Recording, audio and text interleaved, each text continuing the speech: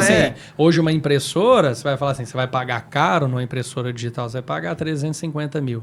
Um offset lá, não sei quantas cores parará, tem máquina de 2, 3 milhões. Caríssima. Né? Então, Antigamente, realmente... por exemplo, a máquina que nós temos, na época que meu pai vendeu a casa, ele não conseguiu comprar a que nós temos hoje.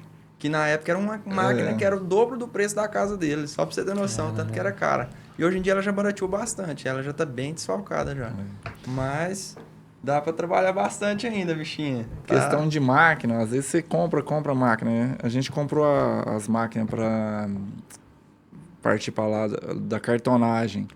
Aí ficou quase um ano parada, né? Ficou. Até que a gente conseguiu, fornecedor difícil nessa área de cartonagem, até que conseguiu fornecedor para começar a rodar, foi quase um ano. Mas hoje 6, 7 mil quilos de papel que a gente compra é um caminhão, um truque fechado, faz muito volume, entendeu? Se for comprar uma carreta de papel, aí vai dar o quê? Né? 15 mil quilos de papelão, dá uma carreta praticamente, entendeu? Então, uma logística é uma difícil, logística e outra. Aí você tem a dificuldade de imposto, né? Entrando nos impostos. Você compra em São Paulo, você tem que pagar 6% de diferença. Frete, imposto. Aí o frete acaba que o cliente não vê os custos, né? Exatamente. Então, onera muito essa questão de imposto pra gente. Mas, como nós somos brasileiros, né? Nós estamos aí na luta. Essa questão de regime tributário impacta muito, né? Porque, assim, se achar em Minas, realmente a maioria dos fornecedores, São Paulo, às vezes tem alguns no Sul, né? Isso. E aí vem a diferença de alíquota, e aí se for simples nacional, você paga na entrada, se for lucro real, você não paga. Aí na saída, aí vira um trem, rapaz, é número com força e de qualquer jeito a gente percebe que a gente tem um grande sócio, chama governo. O maior, né? Não trabalha e pega uma boa parte. A gente compra um papel na Suzano, você pega a nota fiscal, olha assim, você não tem condição. Você pagar, se for somar os impostos ali, sai mais caro do que o próprio papel. Aí depois você ainda tem que fazer o serviço, emitir a nota fiscal, pagar mais imposto. Então é bem oneroso para nós. O nosso maior sócio é o governo mesmo. Nosso amigo Gov, como dizia o Fontes. O Fontes, né, tinha um professor que ele, de administração financeira e orçamentária, ele falava assim, meu sonho é pagar 1 milhão de imposto de renda. 2 milhões. 2 milhões era o sonho dele, é 2 milhões de imposto de renda. Eu vou estar ganhando e tal. Eu falei assim, não, Fontes, só para você entender, porque assim, hoje eu até estava vendo um vídeo e você vê alguns países que têm uma carga tributária alta, mas que investem em saúde, educação, transporte, né? Porque hoje a gente tem que pagar a escola, sendo que era obrigação do governo nos dar uma boa escola. A gente tem que pagar a saúde, né? Então, o grande problema, você fala assim, segurança, transporte. Então, assim, o grande problema, na verdade, do imposto é quando ele não é revertido pra gente. Porque se ele é revertido, e você, por exemplo, se você for somar hoje que você paga de IPVA, IPTU, você paga de coisa de saúde, plano de saúde, você paga uma escola. Se você pegar umas coisas muito boas, assim, você vai gastar mais ou menos 6, 7 mil reais por mês. Com uma boa escola, com um bom plano de saúde, sendo que que nós já pagamos o imposto para isso. Então, assim... Mas isso aí é bem... tipo assim, quanto mais alto o imposto, melhor. Só que o que deveria acontecer? O Brasil tinha que mudar. Servidor público, falou que é público, o cara quer candidatar a um cargo público, ele vai ter aquela opção. Você não pode contratar serviço privado para saúde e educação.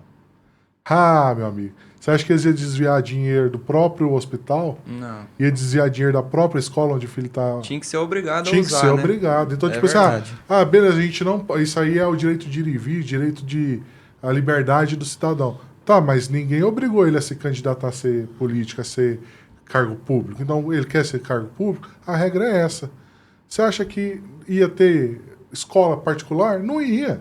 Ia ter só público. Só coisa de qualidade, né? De qualidade. Saúde de qualidade Mas enquanto a gente está pagando imposto para ir colocar o filho dele na melhor escola particular...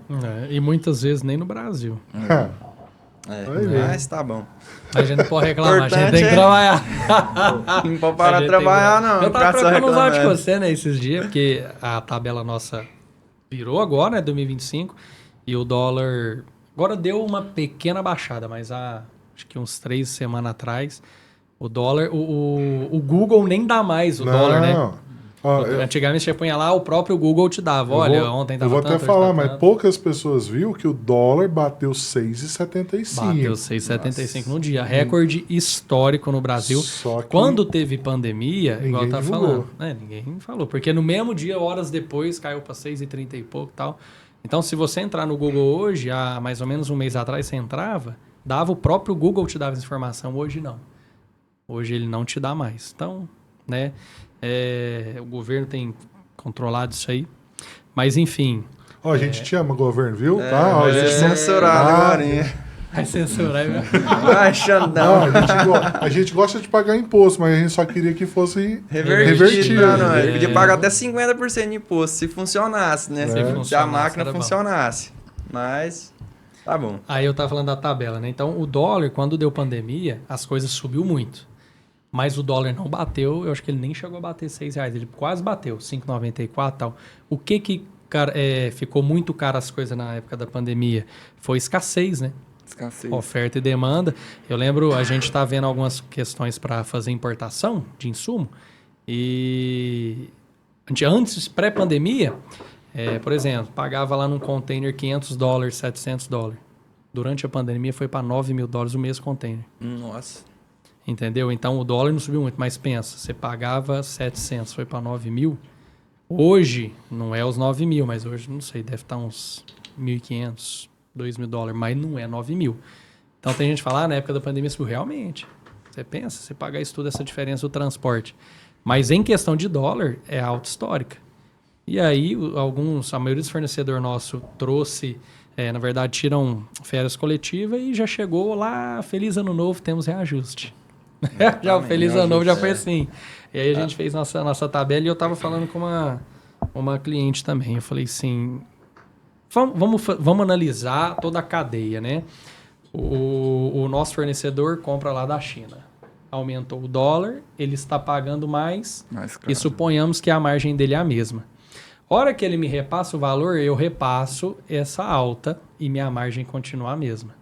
Aí, vocês compram da gente, vocês pagam a mais, mas a margem de vocês continua a mesma. Porque o cliente de vocês vai pagar mais, só que vocês, a gente, o nosso fornecedor, vai estar ganhando a mesma coisa. Só que o cliente final, que é o final da cadeia, ele vai estar pagando mais caro. E é um problema muito grande que a gente hoje está tendo que aumentar o nosso faturamento mensal para nós conseguir ganhar o mesmo do ano passado.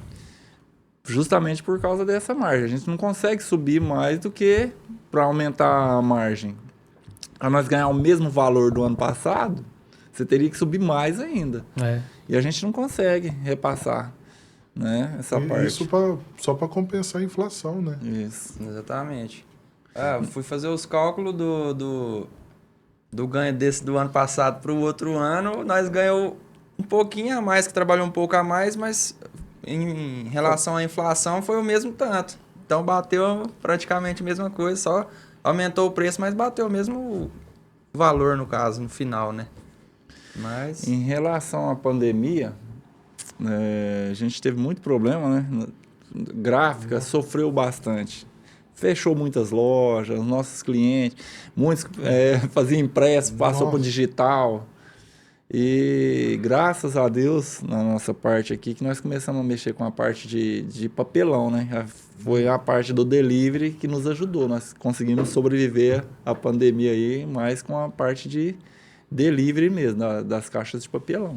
As caixas de pizza, né? Caixa de pizza, de doce, de salgados, né? Alimento, né? De alimentos. Precisava tudo ser entregue por delivery, então precisava da embalagem. O delivery aumentou bastante. Na época da pandemia, deve ter dobrado, né? O delivery, porque ninguém estava saindo de casa.